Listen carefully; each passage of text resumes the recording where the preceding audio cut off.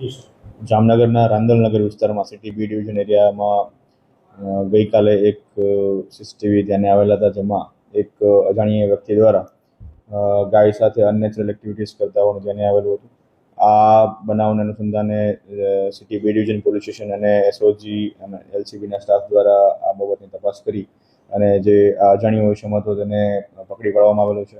અને જેનું નામ છે એ જયવીરસિંહ પ્રહલાદસિંહ બઘેલ અને મૂળ ઇટાવા ઉત્તર પ્રદેશના હોવાનું જાણવા મળેલ છે.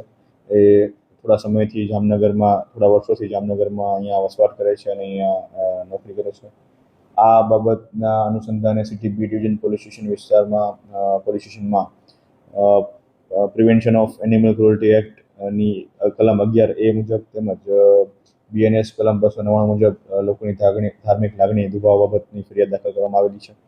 અને આ જે આરોપી છે એની અટક કરી અને હાલ આગળની પ્રોસેસ કરવામાં ચાલુ છે.